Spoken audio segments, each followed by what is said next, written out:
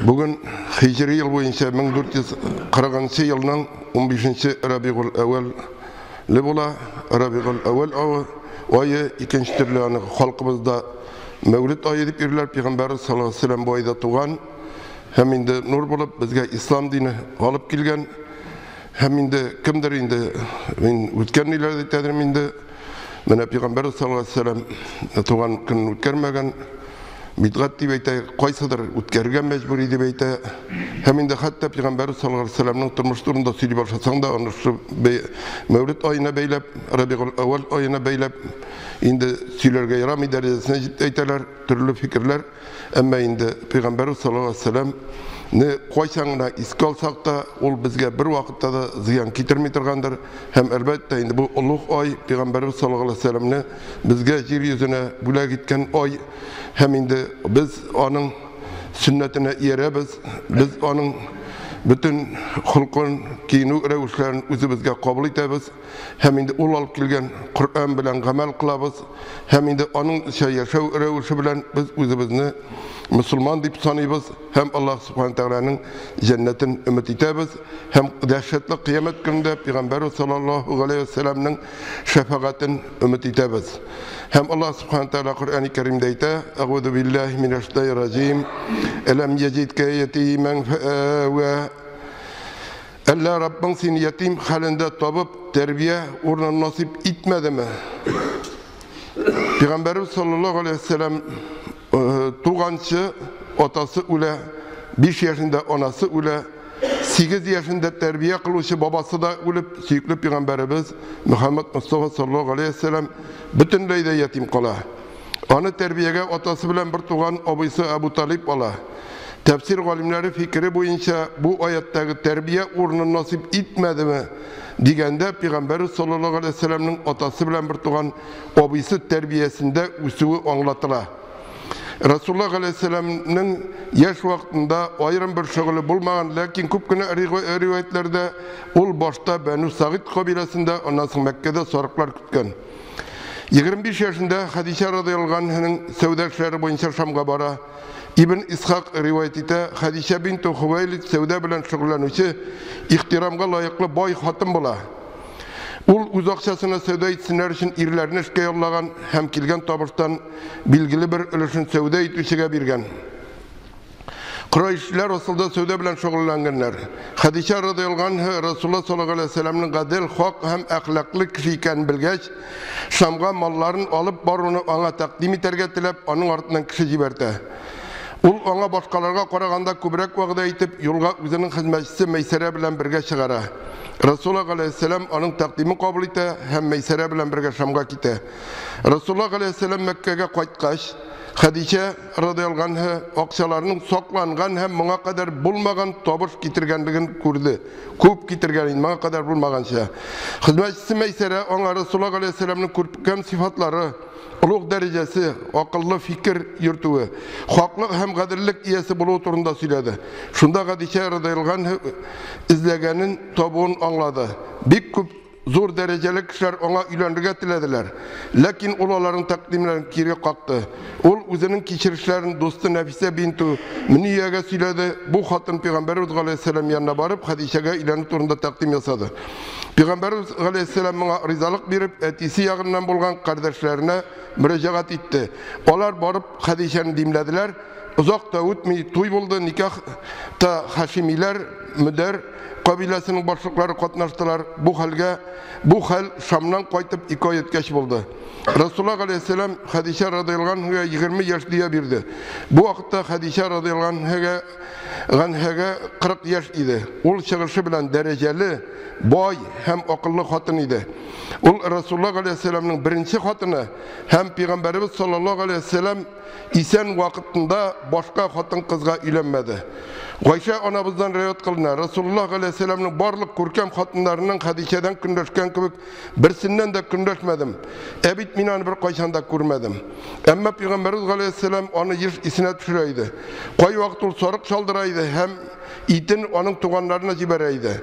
Бер вакыт мин искәртеп әйттем, әйтерсең дөньяда Хадиша кебек бер хатын да юк. Мөхәммәд саллаллаһу алейхи ва саллям миңа каршы әйтте. Mümkün müsün yangadan şunday hatırını tabu? Ul şunday idi. Ul mine balalar taptı. Şundan soň Ayşe radıyallahu anha aytdı, min iştengine bundan soň Hadişe turunda bir koşandan şer aytmam diye oyladım dedi. Resulullah aleyhisselam'ın İbrahim'den başka barlık balalar da Hadişe radıyallahu anhadan tudu. Birinci uluk El-Qasim idi. Şuna göre Resulullah aleyhisselam'ın Ebul Qasim, yani Garaplerde aytıla turan gadat boyunca Qasim'in etisi deyip otadılar. Ondan soň Zeynep, Rukiye, Ümmü Kulsum, Fatima hem Abdullah tudu.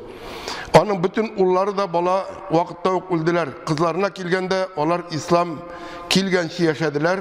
Bu dinini kabul ettiler. Hem Mekke'den Medine'ye hicret kıldılar. Ama onlar da Resulullah aleyhisselam isen vakitte vefat buldular.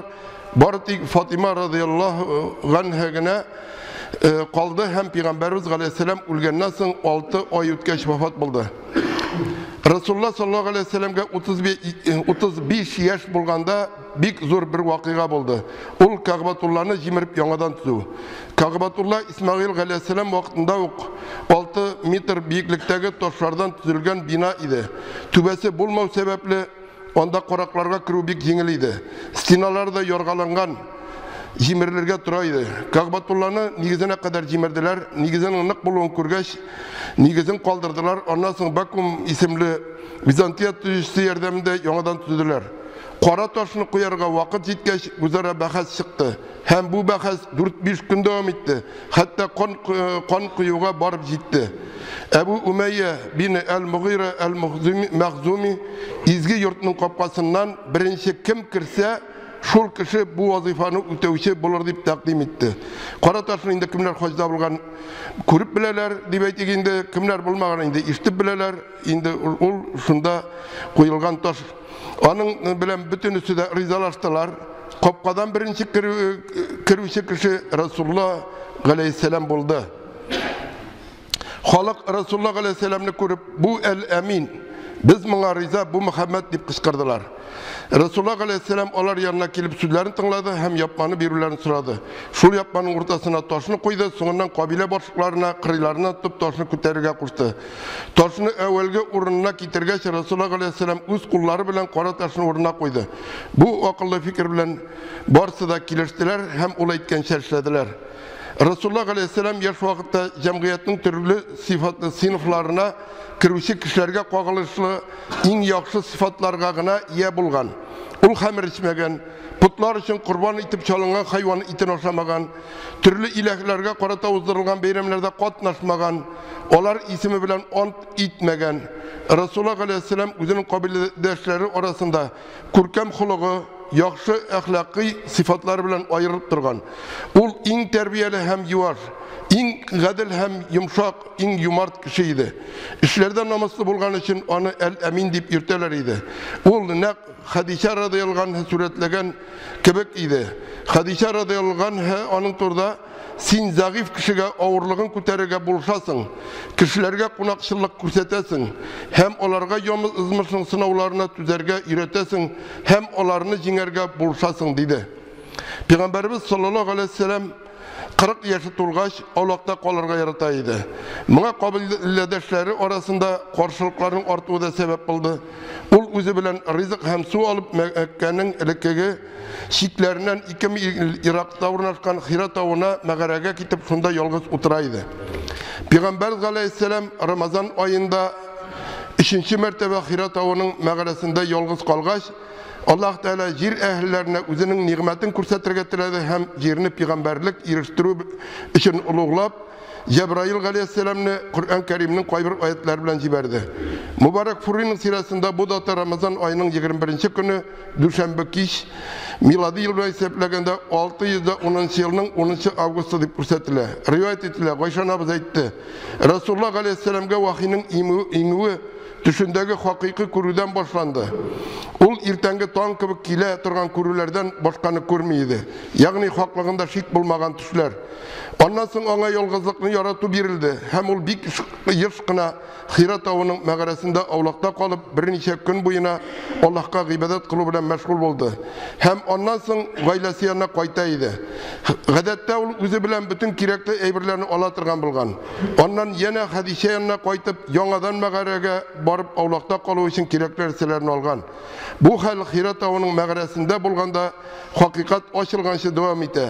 Аның янына фәрештә килеп укы дигән. Ул исә мин укый белмим дип җавап биргән. Пәйгамбәрбез саллаллаһу алейһи ва саллям бу хакта әйтте. Шунда ул мине бик каты кысты, соңыннан җибәреп укы диде. Мин укый белмим дидем. Ул мине икенче мәртәбә бик каты итеп кысты, аннары җибәрде һәм укы диде. Мин яна укый белмим дидем. Ул мине өченче мәртәбә кысып яна җибәрде һәм Иqra bismi rabbikellezî halaq, halaqal insâne min alaq, Iqra ve rabbukal ekram. Her nerseni bar kılışı Rabbin ismi bilen uqa. Ul seni uyuşkan konudan halık kıldı. Uqa senin Rabbin bik yumart. Ayşe radıyallahu anha aytti. Resulullah aleyhisselam korkkan yüreği bilen Hadice bintu Hüveylid yanına kayıttı. Hem meni qoplağız dedi. Onu qopladılar hem ul korkuğu bitkençe bu halde kaldı. Ondan sonra ul xotınına barçasında söyledi. Mena ne buldu? Men korkam dedi. Hadice aytdı. Yok, vallahi Allah Teala seni hurlukka kaldırmay. Sen kardeşlerin bilen beylenişte turasın. Miskinlerge yardım etesin. Kişilerge konakçılık көрсетесің. Olarga yazmış sınavların küterige buluşasın dedi. Bundan sonra Hadice radıyallahu anha onu özünün tuğanı Veraka bin Nevfel bin Esed bin Abdülgüzzaga getirdi. Ol cahiliyet vaktinde Nasara dinini kabul etken hem Yahudilerin yazılarını bileydi. Onların burungu Yahud dilinde yazılgan kitapları Tevrat'tan Allah Teala'nın sözlerini yazıp algan idi. Bu zamanlarda ul sukur kart idi. Hadice anırga, ey ağamның ulu, өзіңнің туғаныңны тыңла дейді. Варақа, ey kardeş нәрсе көрдің деп сұрады. Resulullah aleyhisselam ona көргенін сөйледі. Варақа, bu фәрештені Allah Teala Musa'ga da жіберген idi. Eğer yaş bulsam, hem seni halkın kuğan günlerini küre olsam idi деп aytты. Resulullah aleyhisselam, olar beni kuvaşaklar mı деп soradı. Varaqa aytты, eğer bir kişi sen getirgen нәрсе bilen kelсе, onun bilen her vakit düşmanlaşkanlar, eğer min ul günge kadar, yani halkın seni kuğan günge kadar yaşay olsam, elbette sana yardım etecekmin. Ama Varaqa tezden vafat bula, vahiy vakitlice tuqtalıp tura. Vahiy birazga tuqtalıp turga, Cebrail aleyhisselam ikinci mertebe ona vahiy getire. Buhari hadisler jintığında tübendeki hadis getirile. Jabir bin Abdullah radıyallahu anh vahiyinin tuqtalı turunda söylegen sözlerini işitti. Resulullah aleyhisselam, yolda barganda kökten tavuşu işittim. Bu Hira tağına benim yanıma kelgen ferişteydi. Ul jir bilen kök arasında taxtda oturaydı. Men korkup jirge yığıldım. Ondan soň uyga qaytdım. Meni qoplağız dedim. Olar meni qopladılar. Ondan soň Allah Teala ayet indirdi. Ya eyyuhel mudassir qum fa'anzir ve rabbaka fakabbir ve thiyabaka fatahhir ve rucza fahjur. Ey tışkı kiyimi bilen bir köngen peygamber, kişilerini Allah gazabı bilen korkut, Rabbini zorlap tekbir eyt. Kiyimini necisten pakla, Allah'ın aşığını kitiratırgan işlerini toşla. Şundan soň vahiy yoңartıldı, yoңa kuvvet bilen bir artlı inge başladı. Bu ayetler dağvatının kay bir ülüşlerin hem bilgili bulgan nerselerini kişilere jitkirүүnü öz içine ola. Noşarlıkka getirүүче gameller barlığını iskertte. Muhammed Aleyhisselam'ın dağvat kılı davrin birisi ikincisinden tolusunca ayrılıp duruşu iki şırga bölürgen mümkün. Birisi Mekke şırı 13 yıl devam ite. Hem ikincisi Medine şırı ansı 10 yıl devam ite.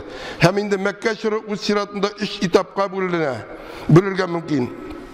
Birincisi 3 yıl devam etken yaşırın dağvat.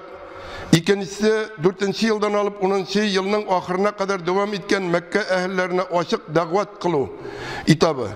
Üçüncüsü Mekke'den şiddet davet kılı hem Peygamberlik'in 10. yılının ahırından alıp Peygamber Aleyhisselam'ın Medine'ye hicret kılığına kadar devam etken davetinin kişiler arasında taralı itabı.